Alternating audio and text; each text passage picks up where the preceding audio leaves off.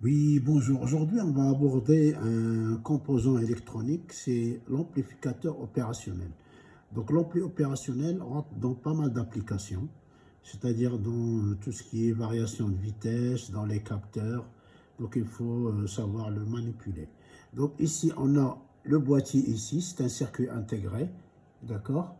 Donc, on voit, c'est le LM741. Il y a deux symboles.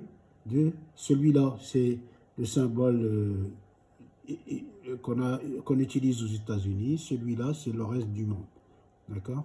Mais on va souvent travailler avec ce symbole-là.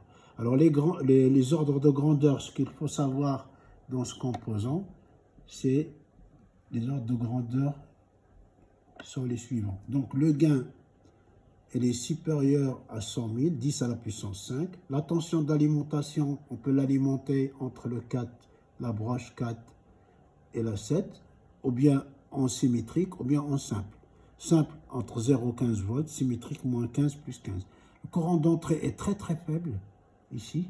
Pourquoi? Parce qu'on a une impédance d'entrée qui est de 100 mégohms. D'accord? Donc quand l'impédance est très grande, donc le courant est très faible. L'impédance de sortie, par contre, c'est l'inverse. Donc l'impédance d'entrée est très grande, l'impédance de sortie, elle est très petite.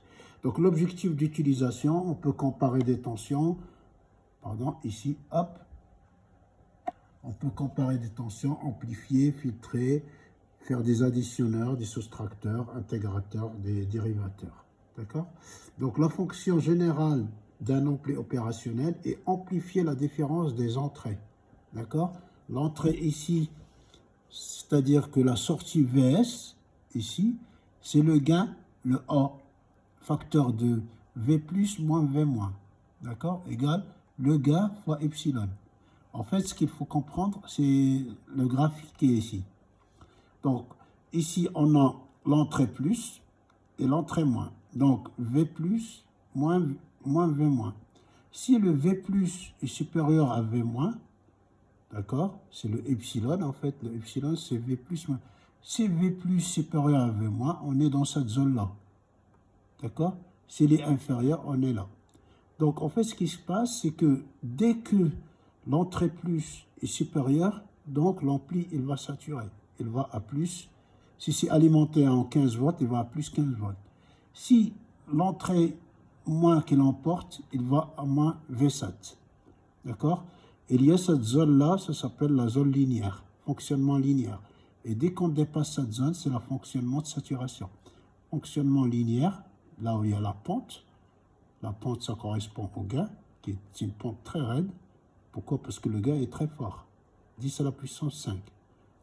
D'accord? La pente ici, et là, la zone de saturation. Donc, on va l'utiliser de deux façons, en fonctionnement linéaire et en fonctionnement saturation. Donc ici, ce qu'il faut savoir, c'est en fonctionnement linéaire, on va récupérer le signal de sortie, on va le réinjecter.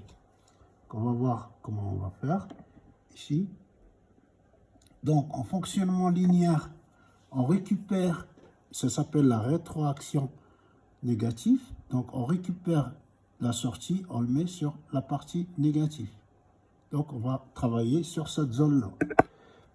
D'accord? Ici, sur la zone linéaire.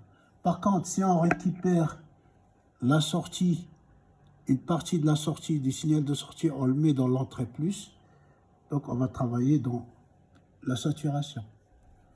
D'accord? Voilà. Merci de votre attention et à bientôt.